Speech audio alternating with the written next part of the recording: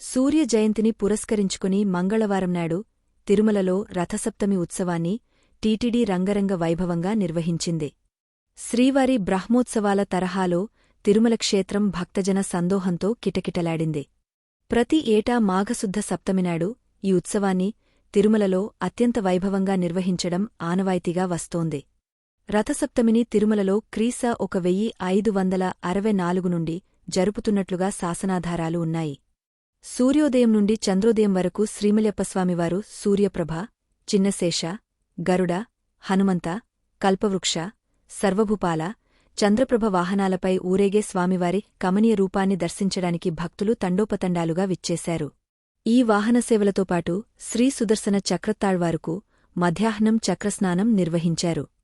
సూర్యప్రభ వాహనం అత్యంత ప్రధానమైన రథసప్తమి వాహనసేవ సూర్యప్రభ వాహనం ఉదయం 5:30 నుండి 8 గంటల వరకు జరిగింది. సర్వలోకాలకు చైతన్యాన్ని కలిగిస్తూ ఉదయించే శ్రీసూర్య భగవానుడు తన ఉషారేఖలను ఉదయం 6:48 గంటలకు శ్రీవారి పాదాలపై ప్రసరించి అంజలి ఘటించాడు. ఈ వాహనసేవ అపురూప దృశ్యాన్ని తిలకించడానికి ఉదయాత్పూర్వం నుండి ఎంతో ఆసక్తితో నిరీక్షిస్తున్న వేలాది మంది భక్తులు భక్తిపరవశ్యంతో పులకించిపోయారు. భక్తుల గోవిందనామస్మరణ మధ్య స్వామివారి వాహన సేవ వైభవంగా జరిగింది. సూర్యుడు తేజోనిధి, సకల రోగ నివారకుడు, ప్రకృతికి చైతన్యప్రదాత. వర్షాలు, వాటివల్ల పెరిగే చెట్లు, చంద్రుడు, అతనివల్ల పెరిగే సముద్రాలు మొదలైనవన్నీ సూర్యతేజం వల్లనే వెలుగొందుతున్నాయి. సూర్యప్రభ వాహనంపైన శ్రీనివాసుని దర్శనం వల్ల ఆరోగ్యం, విద్య, ఐశ్వర్యం, సంతానం వంటి ఫలాలు భక్తకోటికి సిద్ధిస్తాయి. చిన్నశేష వాహనం ఉదయం 9 నుండి 10 గంటల వరకు చిన్నశేష వాహనంపై స్వామివారు భక్తులకు కనువిందు చేశారు. శ్రీవైష్ణవ సాంప్రదాయానుసారం భగవంతుడు శేషి, ప్రపంచం శేషభూతం. శేషవాహనం ఈ శేషిభావాన్ని సూచిస్తుంది. చిన్న శేషవాహనాన్ని సందర్శిస్తే భక్తులకు కుండలినియోగ సిద్ధిఫలం లభిస్తుందని ప్రశస్తి. గరుడ వాహనం ఉదయం 11 నుండి 12 గంటల వరకు గరుడ వాహనంపై శ్రీమలయప్పస్వామివారు భక్తులకు దర్శనమిచ్చాడు. అలంకారప్రియుడైన స్వామివారు సర్వాలంకారభూషితుడై, పుష్పమాలాలంకృతుడై ఛత్రచామర సార్వభౌమిక మర్యాదలతో పక్షిరాజు గరుడునిపై రాజకివితో తిరువీధులలో విహరిస్తూ భక్తులను కటాక్షించాడు. శ్రీవారికి అత్యంత ప్రీతిపాత్రమైనది గరుడ వాహనం. పౌరాణిక నేపథ్యంలో 108 వైష్ణవ దివ్యదేశాలలోనూ గరుడసేవ అత్యంత ప్రాముఖ్యతను సంతరించుకుంది.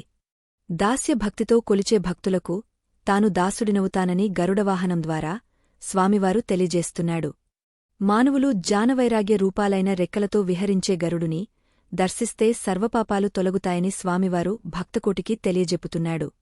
హనుమంత వాహనం మధ్యాహ్నం 1 నుండి 2 గంటల వరకు భక్తులకు నిజమైన భక్తిరసం, శరణాగతి నిర్వచనాన్ని తెలియపరచడానికి స్వామివారు భక్తాగ్రేసరుడైన హనుమంతుని వాహనంపై పుణ్యక్షేత్రమాడ వీధులలో ఊరేగా ఆశీర్వదించాడు. హనుమంతుడు భగవద్భక్తులలో అగ్రగణ్యుడు. గురుశిష్యులైన శ్రీరామ హనుమంతులు తత్వవివేచన తెలిసిన మహనీయులు కావున ఇరువురిని చూసిన వారికి వేదాలతత్వం ఒనగూరుతుంది.